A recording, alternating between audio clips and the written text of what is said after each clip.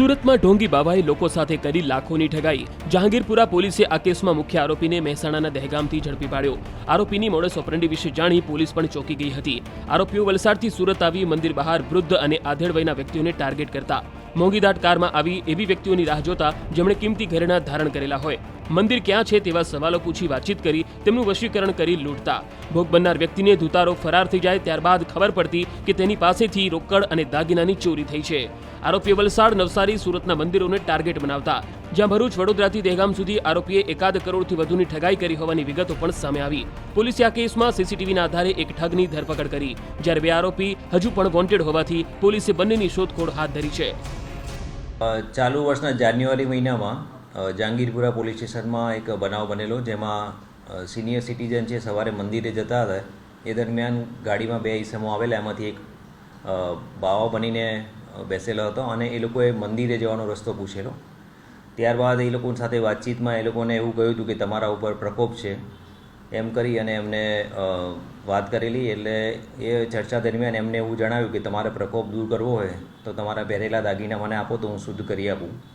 એ પ્રકારે વાત કરી અને એમની પાસેથી દાગીના લીધેલા। અને એ સમય દરમિયાન આ જે સિનિયર સિટીઝન હતા એ એમને ખ્યાલ નહીં રહ્યો કે એને શું થઈ ગયું છે। એ સમય દરમિયાન આ જે બંને બાવો અને જે ગાડીનો ચાલક હતો એ વાહન અને દાગીના લઈ અને જતા રહેલા હતા।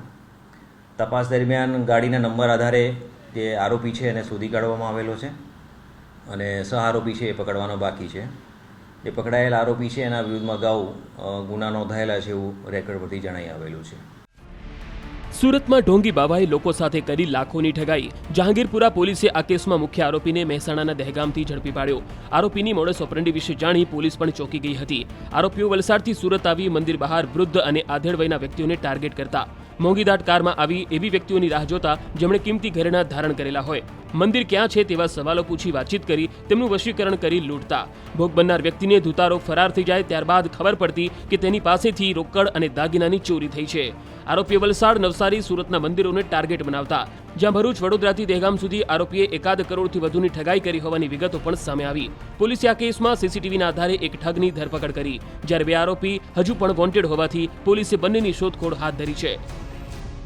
ચાલુ વર્ષના જાન્યુઆરી મહિનામાં જહાંગીરપુરા પોલીસ સ્ટેશનમાં એક બનાવ બનેલો, જેમાં સિનિયર સિટીઝન છે સવારે મંદિરે જતા હતા। એ દરમિયાન ગાડીમાં 2 ઈસમો આવેલા, એમાંથી એક બાવા બનીને બેસેલો હતો અને એ લોકોએ મંદિરે જવાનો રસ્તો પૂછેલો। ત્યારબાદ એ લોકો સાથે વાતચીતમાં એ લોકોને એવું કહ્યું હતું કે તમારા ઉપર પ્રકોપ છે એમ કરી અને એમને વાત કરેલી। એટલે એ ચર્ચા દરમિયાન એમને એવું જણાવ્યું કે તમારે પ્રકોપ દૂર કરવો હોય તો તમારા પહેરેલા દાગીના મને આપો તો હું શુદ્ધ કરી આપું। એ પ્રકારે વાત કરી અને એમની પાસેથી દાગીના લીધેલા। અને એ સમય દરમિયાન આ જે સિનિયર સિટીઝન હતા એ એમને ખ્યાલ નહીં રહ્યો કે એને શું થઈ ગયું છે।